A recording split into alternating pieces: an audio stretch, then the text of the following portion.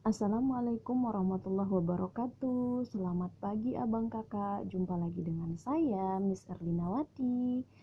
Oke abang kakak, seperti biasa kita akan melaksanakan pembelajaran jarak jauh, yaitu melalui video yang selalu Miss kirimkan setiap Senin sampai Rabu.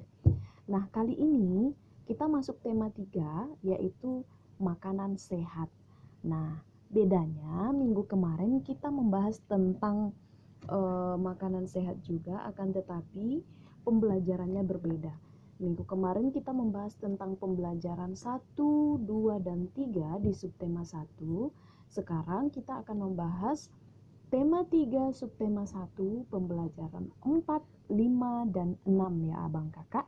Jadi jangan lupa persiapkan juga buku tema siswanya, kemudian buka halamannya mungkin Miss kurang tahu, tapi buka pembelajarannya 4, 5, dan 6 ya. Oke abang kakak, sebelum memulai mari sama-sama kita membaca basmalah. Bismillahirrahmanirrahim. Nah, seperti yang kamu ketahui, buah-buahan sangat bermanfaat bagi tubuh kita. Selain buah-buahan, sayur-sayuran pun memiliki banyak manfaat untuk tubuh kita.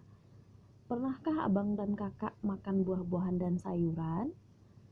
Pernah, bahkan setiap hari ya, makan buah-buahan di rumah, sayur-sayuran juga setiap kali ibu memasak. Nah, ternyata buah-buahan dan sayuran itu sangat banyak manfaatnya bagi tubuh kita. Nah, mari kita mengenal salah satu sayuran yang bermanfaat bagi tubuh kita.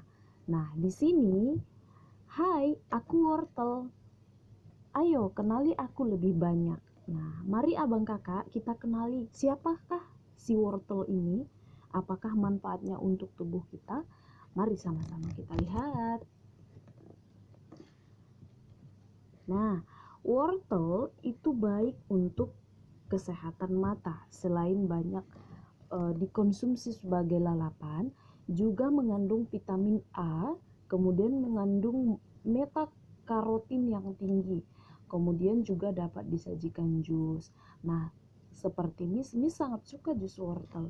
Jadi paling tidak 2 kali sebulan itu Miss selalu konsumsi jus wortel karena sangat baik untuk kesehatan mata, kemudian mengandung vitamin A untuk pertumbuhan rambut, kemudian juga bisa dikonsumsi sebagai lalapan, bisa dijadikan jus dan mengandung beta-karotin yang tinggi. Ya, itu dia ya abang kakak. Oke, kita lanjut. Sekarang coba kamu perhatikan video di sebelah kiri, yaitu tentang pesona Tanah Toraja. Tanah Toraja ini sebagai salah satu tempat yang terindah di Indonesia. Tanah Toraja terletak di Sulawesi Selatan yang menyimpan begitu banyak pesona alam dan adat istiadat yang unik dan sangat menarik untuk dinikmati. Berkat kekayaan budayanya yang luar biasa, Tanah Toraja bahkan dimasukkan ke dalam daftar sementara warisan dunia oleh UNESCO di tahun 2004. Nah, Tanah Toraja ini bang ada di Indonesia loh, ada di Sulawesi Selatan dan sudah memiliki julukan sebagai warisan dunia oleh UNESCO pada tahun 2004. Nah, lanjut kita ke video yang kedua. Video kedua boleh kamu lihat, di situ banyak orang berguyunan sedang membawa sebuah keranda. Nah, acara ini adalah sebuah upacara kematian yang dinamakan Rambu Solo. Rambu Solo ini merupakan upacara pengantaran sanak keluarga yang telah meninggal dunia ke alam baka. Upacara ini biasanya dilangsungkan secara meriah selama berhari-hari serta melibatkan seluruh penduduk desa. Jadi kalau kita biasanya kalau ada orang meninggal, kita antar jenazahnya sampai ke pemakaman.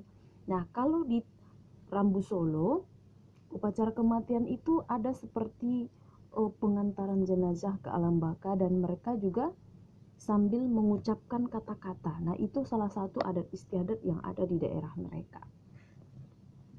Itu dia tadi abang kakak, kita lanjut.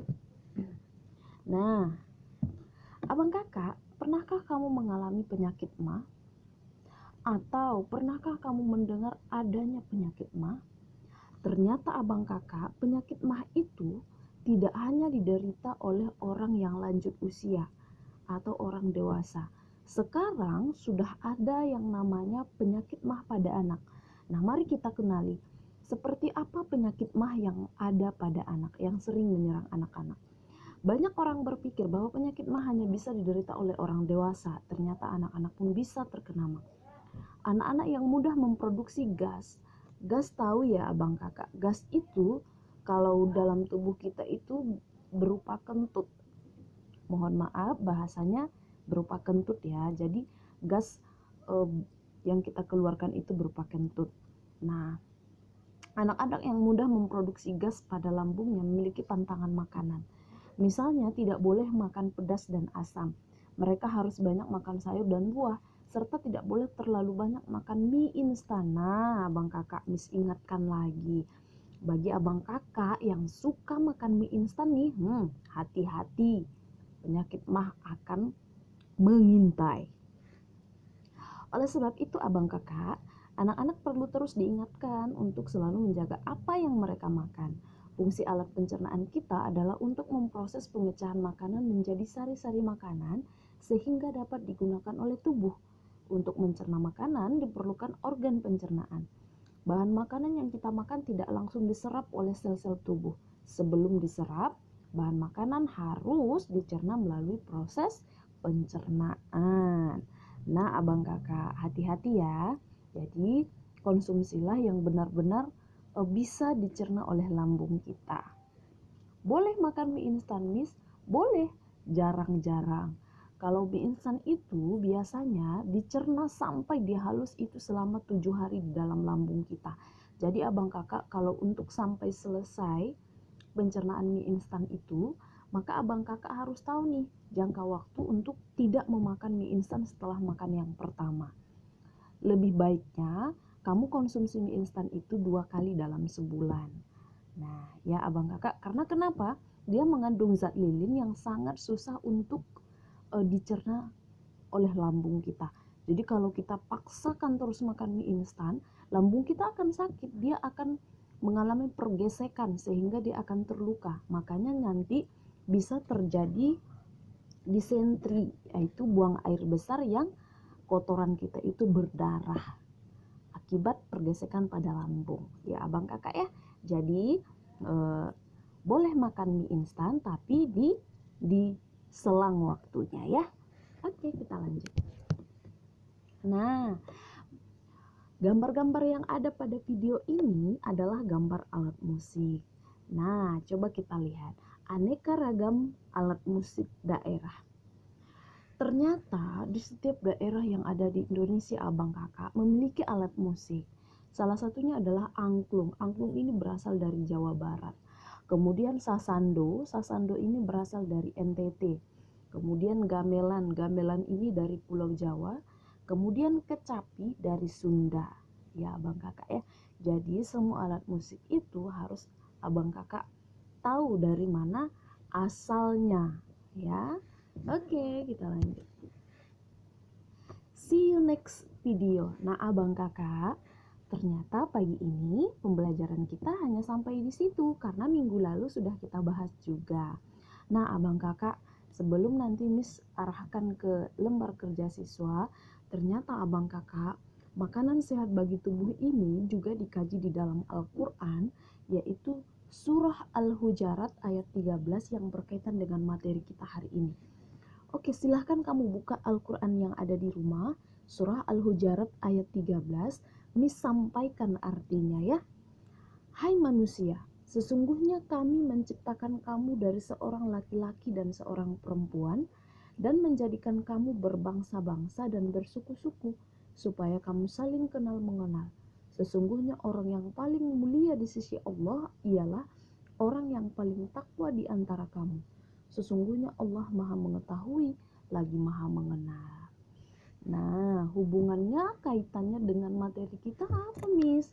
Nah, kaitannya bahwasanya Allah menciptakan manusia itu berpasang-pasangan agar saling mengenal sehingga terbentuklah suku, bangsa, dan sehingga terjadilah yang namanya daerah.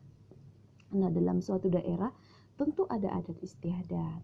Dalam suatu daerah tentu ada keindahan alamnya. Dalam suatu daerah tentu ada alat khas musiknya, alat musik khasnya, maaf. Dan dalam suatu daerah tentu ada makanan khasnya. Itu dia ya abang kakak. Jadi Allah itu maha mengetahui.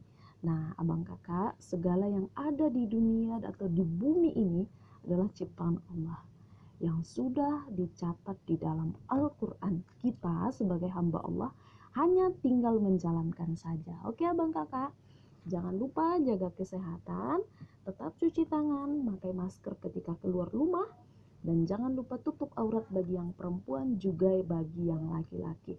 Oke, selamat mengerjakan LKS. Miss tutup. Assalamualaikum warahmatullahi wabarakatuh.